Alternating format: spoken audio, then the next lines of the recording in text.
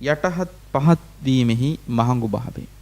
ඔබ මේ චරිතය පිළිබඳව කුමක්ද සිතන්නේ? කාත් එක්කත් වැඩිපුර කතාවට යන්නේ නැති, කවුරු කිව්වත් මොනව කිව්වත් පිළිගන්නා, ඒ වගේම හිස ඔසවලා හරියට පුද්ගලයෙක්ව නොබලන අහිංසක චරිතයක් පිළිබඳව තවත් පැහැදිලි කරනවා නම් අත් දෙක මෙහෙම තියාගෙන යන්තම් ටිකක් මෙලෙස නැමිලා ඒ විදිහට සිටින්න අය පිළිබඳව කුමක්ද සිතන්නේ?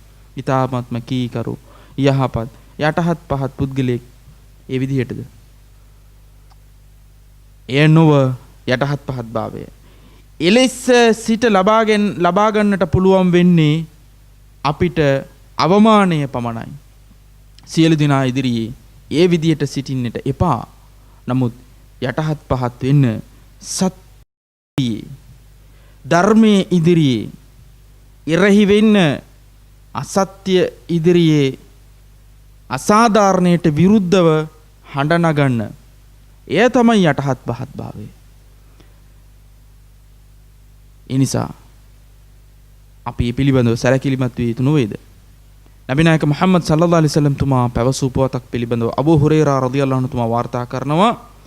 ඒ පුවත මුස්ලිම් ග්‍රන්ථයේ සඳහන් වෙලා තිබෙනවා. නබි තුමා පැවසුවා වමා සාදල්ලාහු අබ්දන් බිඅෆ්වින් ඉල්ලා ඉස්සා. තමන්ට සිදුවින හිංසා, පීඩා, කරදර, දුෂ්කරතාවයන් ඉදිරියේ සෙසු අයට සමාවදී කටයුතු කරන්නන්ව ඔවුන්ට අල්ලාහ් කවදත් ගරුත්වයමයි ලබා දෙන්නේ. ඒ වගේම තමයි වමා තවාදා අහදුන් ලිල්ලාහි ඉල්ලා රෆඅහුල්ලාහ්. කවරෙකු දෙවිදුන් වෙනුවෙන් යටහත් පහත්ව කටයුතු කරන්නේද ඔහු අල්ලාහ් උසස් කරවයි. අපි උසස් වීම ලබා ගැනීමට, අපි අපේ ගරුත්වය රැක ගැනීමට, අපි සෙසු අයගේ වර්ණනාවන් අත්කර ගැනීමට කරන දේවල් බැලුවොත් ඒ හරියට කල් ඉකුත්තු ආලේපන, රූපලාවන්‍ය ආලේපන තුලින් තමන්ව